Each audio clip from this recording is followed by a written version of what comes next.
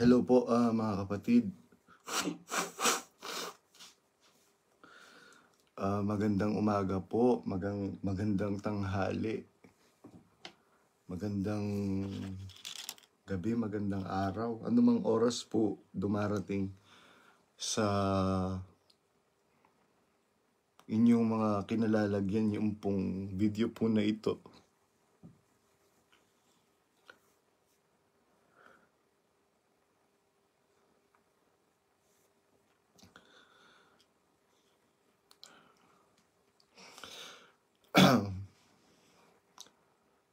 Time check po dito sa lugar ko, 4:29.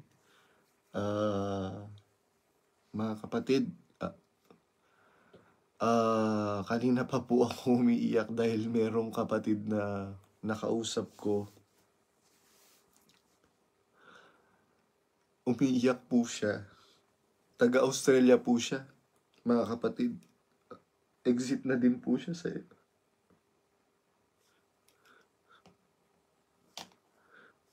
MCGI.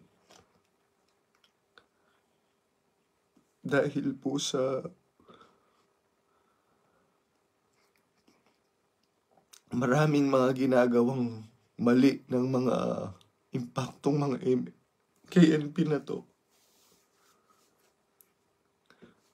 Kaya hindi niyo po ako masisisi, mga kapatid, na magsalita ng magsalita. Dahil po sa mga ginagawa ng mga demonyong mga KNP na to.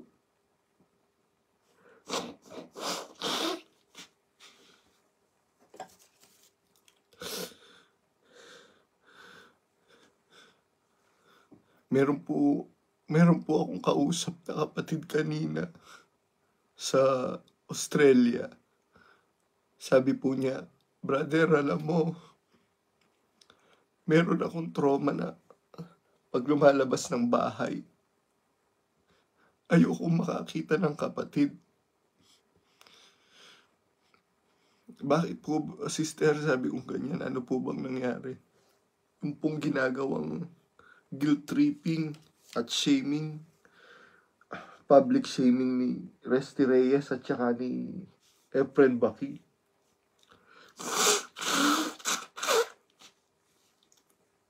Matindi po, sabi po nung kapatid na kausap ko kanina. Kaya sana po, mga kapatid,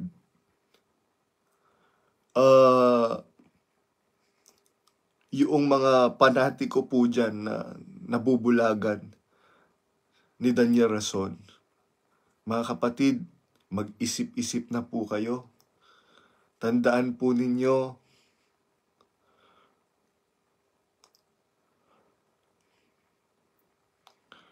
kung talaga pong sa Diyos pa ang samahan po na yan, hindi po namin mararamdaman ito, mga kapatid.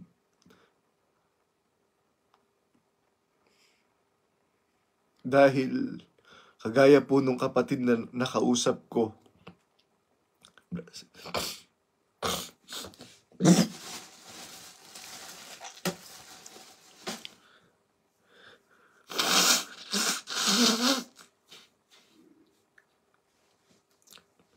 ang sabi niya, "Brother," sabi niya ganyan, "tumulong naman kami. Lumaban din kaming ubusan. Pero bakit naubos kami? Sila nadagdagan." Alam niyo po, mga kapatid, yun po kasi ang masakit. Ibinigay mo na ang lahat ng nasa sayo.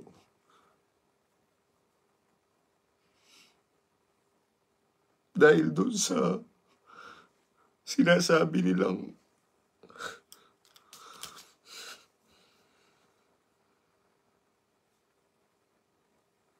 ubusan na yan para sa gawain ng Diyos. Tapos sila hindi nauubusan, nadaragdagan at nadaragdagan. Kaya ikaw, Efren Baking, ikaw, Resty Reyes, ikaw, Baby Reyes, mga putang ina ninyo, Hindi po ako marunong magmura. Pero mga putang ina ninyo kayo. Saan kayo kumukuha ng kakapalan ng pagmumukha ninyo para exploit ang mga kapatid financially? Wala kayong mga trabaho, pero nakakabili kayo ng mga sasakyan na mamahalin. Anong trabaho mo, Resty Reyes? Alam niyo po mga kapatid, itong Baby Reyes na yan, ang tawag po nila kay Baby Reyes na yan, Morgana. Siguro naman po kilala niyo yung Morgana na yon. Yung witch doon sa Ariel. Gusto niyo akong idemanda? Wala akong pakialam. Hindi ako natatakot kung idemanda ninyo ako. Mga putang ina kayo. Saan kayo kumukuha ng kakapalan ng pagmumukha ninyo? Ikaw, Daniel Rason, mananagot ka sa Diyos. Sinasabi ko sa'yo. Ang kapal ng pagmumukha ninyo para sabihin na sa Diyos kayo?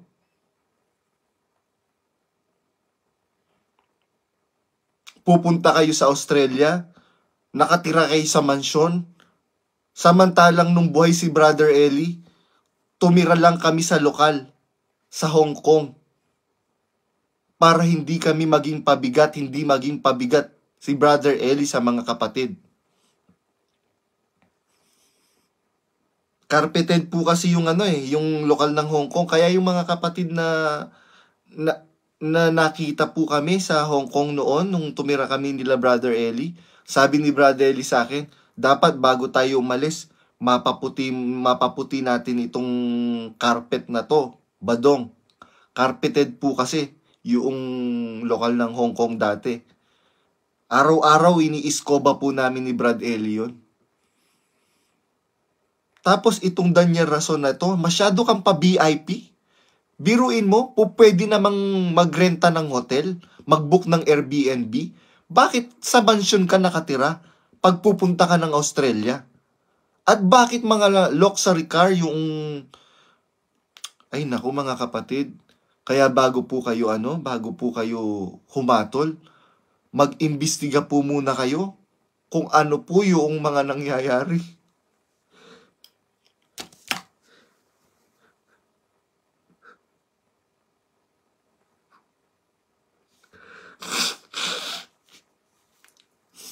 Kung ano yung mga tunay na nangyayari sa iglesia. Tarantado kayo.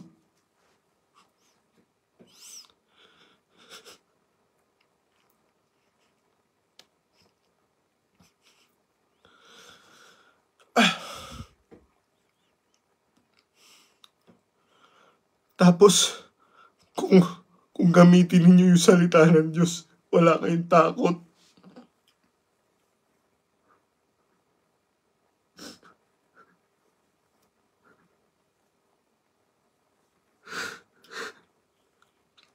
Tandaan po natin mga kapatid ang sabi ng apostol na si San Pablo.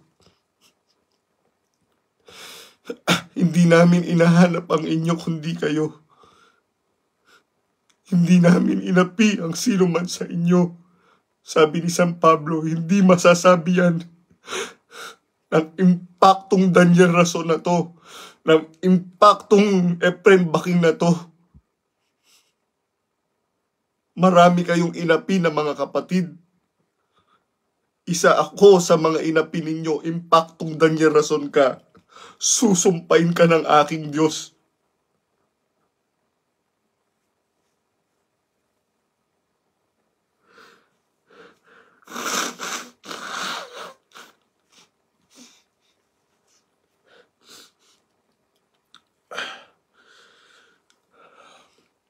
Kaya po sa lahat ng mga kapatid sa buong mundo, bago niyo po hatulan ang mga kapatid na lumalabas dyan, tanungin niyo po muna ang inyong mga sarili. Sabi nga po nung kapatid na kausap ko kahapon, mag-asawa po yun eh. Bro, tinatanong ko yung mister ko, Nasa pananampalataya pa ba ako? Bakit ganito yung nararamdaman ko? Bakit ganito yung mga nagiging observation ko? Pati yung mga pananampalataya ng mga kapatid sa Diyos nagkakaroon ng question mark. Mga kapatid, kaya po ginagawa ko po ito para po sa inyo. Para mahimasmasan po kayo. Dahil niloloko na lang po tayo dyan sa MCGI, sa pamumuno ni Daniel Rason, mga kapatid. Hindi po talaga sila nagmamalasakit. Mga kapatid, kanina lang, bago ko po gawin ito live ko, meron po akong nakausap na kapatid from Australia. Umiiyak po siya. Buong pamilya po silang nag-exit na. Kaya lang sabi nung kapatid, ayoko pong lumabas, brother. Sabi niya ganyan, pagka lumalabas ako ng bahay.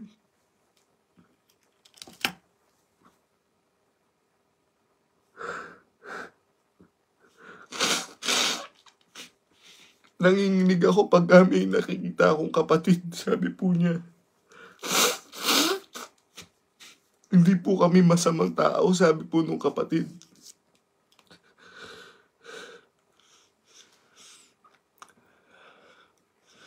Kaya ganun po mga kapatid.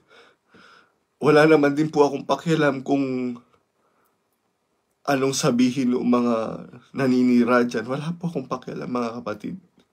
Panginoong Jesucristo ko nga, sinabihang demonyo. Sinabihang masamang tao. Kung ano-anong sinabi sa kanya. Ako pa kaya, sabi ng Panginoong Hesus, walang alipin na lalong dakila kaysa kanyang Panginoon. Kung ako kanilang pinag-usig, kayo man ay pag-uusigin din.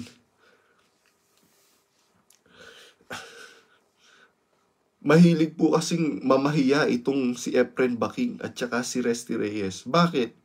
Kayo bang may-ari ng buhay ng mga kapatid? Kaya ikaw, Resty Reyes, kung gaano kakaitim, magiging 1,000 times yan pagdating mo sa impyerno. Sinasabi ko sa iyo, Resty Reyes. Susumpain ka ng Diyos ni Abraham dahil sa ginagawa mong yan.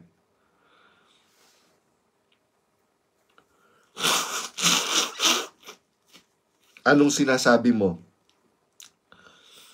Resty Reyes, hindi ba totoo na sinabi mo na, mga kapatid, ingat po kayo sa mga tax scammer dito sa Australia. Meron po palang tax scammer dito. Meron akong natanggap na text message. Ginawa ko, winidraw ko lahat ng laman ng ano ko. Sabi nung kapatid, kung nagbabayad siya ng tax, bakit siya matatakot dun sa mga tax scammer?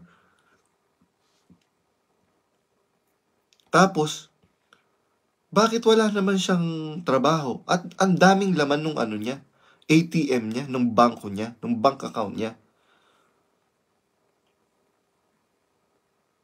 Naka-auto-debit po kasi sa bangko ng iglesia diyan sa Australia, sa MCGI sa Australia, yung bayad ng bahay ni Resty Reyes at saka bayad ng sasakyan ni Resty Reyes, naka-auto-debit po mga kapatid. Sa bank account ng iglesia, dyan po sa Australia. Ang sabi po ng Biblia, merong karapatan. Wala naman tayong tutol dun. Merong karapatan. Yung nagpapagal sa salita ng Diyos, doon sa kanyang pinagpapagalan, pagkain lang yon, hindi tirahan. Mahiya ka, hindi sasakyan.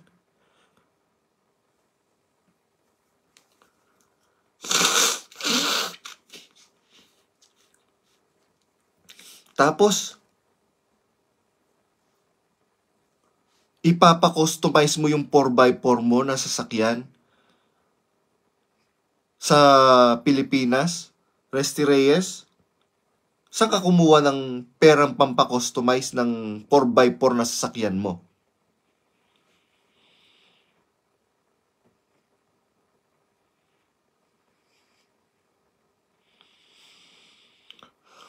Magsusulit din kayo, Resty Reyes, Efren Baking. Isa pa tong Efren Baking na to. Magsusulit kayo sa Diyos. Ginawa niyong hanap buhay ang iglesia.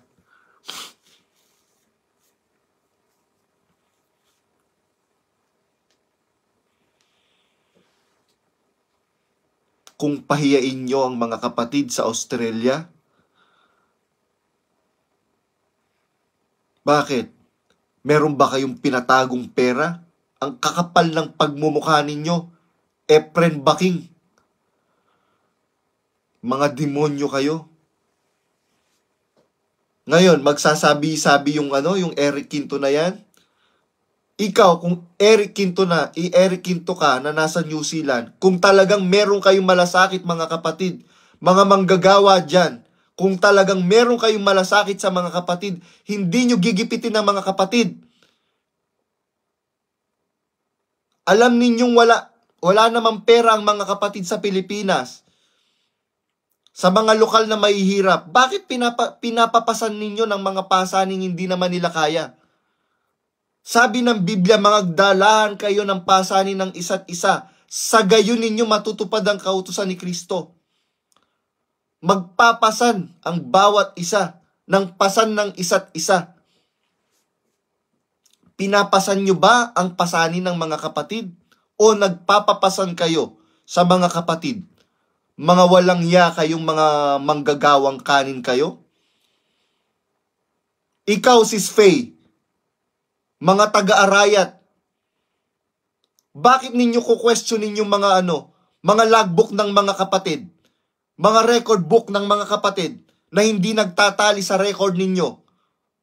Mga putang ina kayo. Magalit kayo kung magalit sa akin, wala akong pakialam.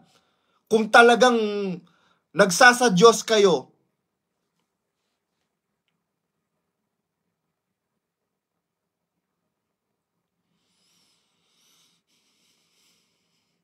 susumpain kayo pare-pareho ng Diyos.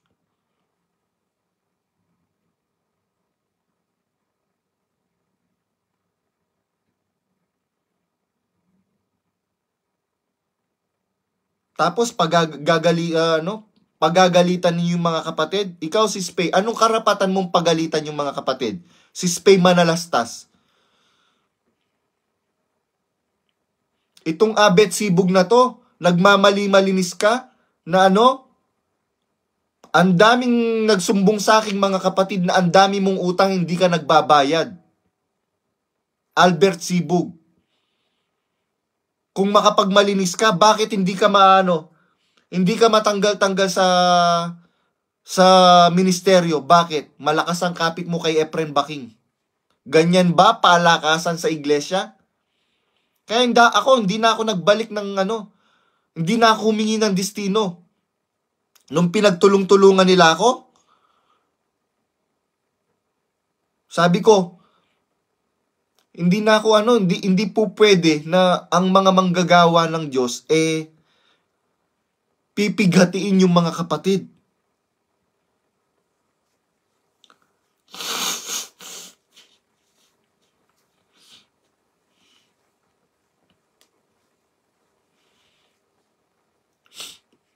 Maraming nanonood sa aking mga kapatid sa buong mundo. Ang pakiusap ko lang po mga kapatid, bago po kayo humatol, mga kapatid, mag-imbestiga po kayo. Bakit ganito ang reaksyon ni Brad J.R. Badong? Bakit galit na galit siya? Bakit nagbumura siya?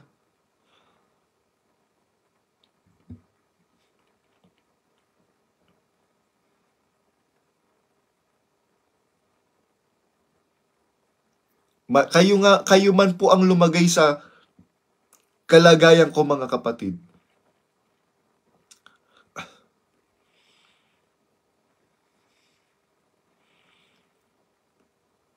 Sabi ng Panginoong Jesucristo, kayo'y sa inyong amang dyablo, mas matindi po yun kaysa sa mura. Mga kapatid, ginagawa niyong gatasan ng mga kapatid. Sabi nga nung kapatid, professional po kami, brother, sabing ganyan. Pero hindi namin kayang makabili ng tapos makikita mo yung mga nagsasabing lumaban ng ubusan. Sabi nga ni Brad CJ, laban ng ubusan, meron akong 10, meron kang 1,000. Dapat, sa finish line, pareho tayong 0. Bakit? Nag-negative ako, ikaw naging positive ka.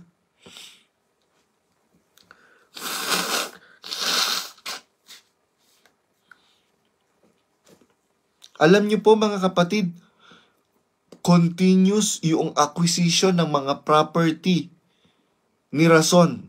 Continuous. Sa likod lang po nung Philinvest sa may Batasan, Sandigan Bayan, kung hindi po ako nagkakamali, 8 po yung bahay. Mga kapatid, 8 pa yung bahay. Meron akong pictures niyan. Nung mga bahay kasi nung nandun po ako sa Philinvest sa tapat ng Sandigan Bayan, pinalilinis po sa akin yung mga bahay doon. Sabi ko nga po sa inyo, yung property alone sa La Vista, malaking bagay po yung kung ibebenta. Kung talagang may pagmamalasakit sila sa iglesia. Mga kapatid. Kaya, mga kapatid, sabi ko po sa inyo, if you still feel that staying in that shit religion will make you a better person, that's totally fine. Buhay nyo po yan. Pero ang may papayo ko lang po sa inyo, yung perang pinagpaguran po ninyo, i-focus ninyo sa inyong mga pamilya, mga kapatid. Pero kung talagang gusto nyong maligtas, meron pong sinasabi ang Biblia sa Apokalipsis 18:4. Magsilabas kayo sa kanya, bayan ko, upang wag kayong madamay sa kanyang mga kasalanan. Madadamay po kayo sa mga kasalanan ng mga namiminuno dyan. Tapos sasabihin ng hindi kami lumalaban ng below the belt. Anong hindi lumalaban ng below the belt? Yung mga nagsasabing iba dyan na Hindi. Ang Panginoong Jesucristo, pinagsasabi niya nga yung yung mga korupsyon na pinaggagawa ng mga parisit, mga skriba. Mga mapagpaimbabaw kayo, mga skriba at mga pariseo, sabi ng Panginoong Jesucristo, galit na galit ang Panginoong Jesucristo. Mga kapatid, nagbibigay kayo ng ikapu, ng yerba buena, ng komino, etc., etc., hindi nyo pinawawalang halaga ninyo ang pinakamahalagang bagay ng kautusan, na dili iba't ang katarungan, ang pagkahabag, at ang pananampalataya. Yan po ang ginagawa. Yan ang ginagawa ngayon ng mga namiminuno sa MCGI. Wala kayong awa sa mga kapatid. Wala kayong pagkahabag sa mga kapatid.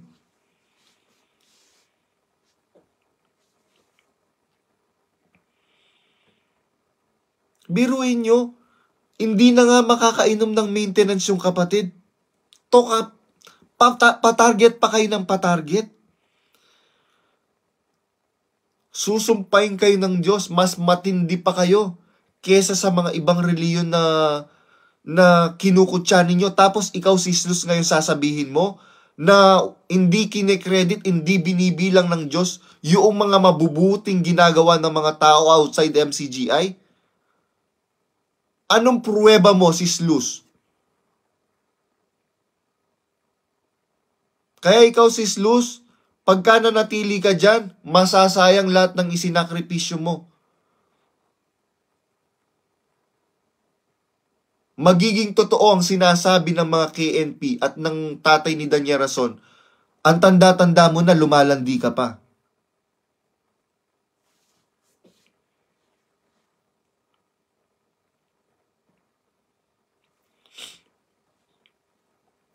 Kaya ganun, Sis Luz, maawa ka sa sa kaluluwa mo. Maawa ka sa kaluluwa ng pamilya mo. Maiimpyerno kayo pare-pareho.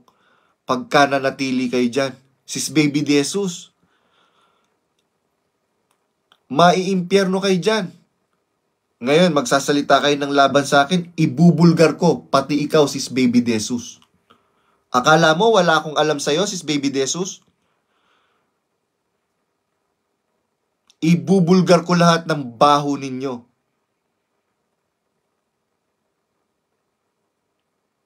Ngayon, Sis Baby De Jesus, kung talagang sa Diyos ka, malapit ka nang mamatay. Sis Baby De Jesus, malapit ka nang mamatay. Bakit? Kidney transplant ka eh. Bukas makalawa, mamamatay ka na. Ngayon, yung nalalabing buhay mo, ipanindigan mo sa tama.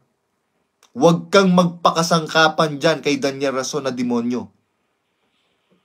Kung talagang nagsasadyos ka, hindi ka sa pakinabang. At hindi ka pababayaan ng tunay na Diyos. Kung talagang nagsasadyos ka, Baby De Jesus.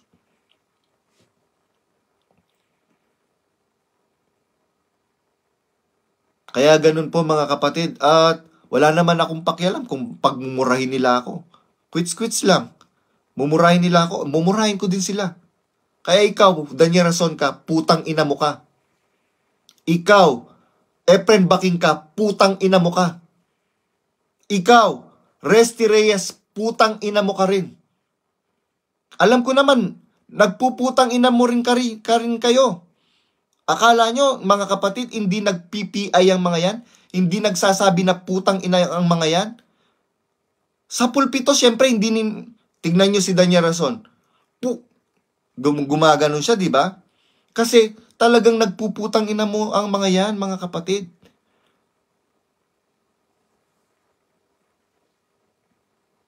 Kaya ganun, mga kapatid. Bago po kayo humatol-hatol, mag-imbisiga muna kayo, mga kapatid. Maraming mga kapatid ang nagkakaroon ng trauma dahil sa mga ginagawang public shaming at guilt tripping ng mga manggagawang manggagawang kampo ni Satanas. Dahil kung talagang manggagawa kayo ng katwiran, hindi kayo magiging pabigat, hindi kayo magiging cause ng kapigatian ng mga kapatid.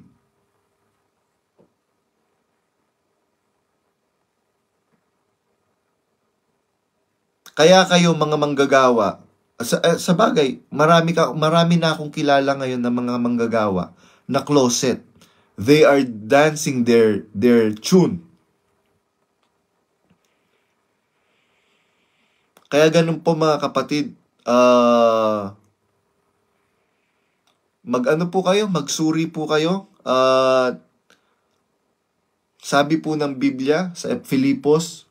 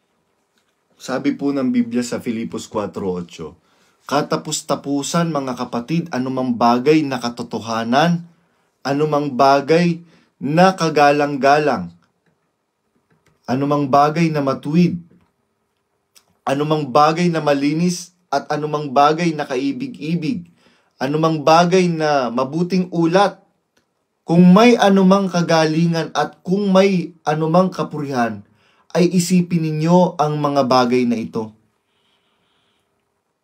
Wala pong mabuting ulat ngayon, mga kapatid. Walang mabuting ulat ngayon. Sa panahon po ni Brother Eli, meron pong inaalat si Brother Eli para sa transparency ng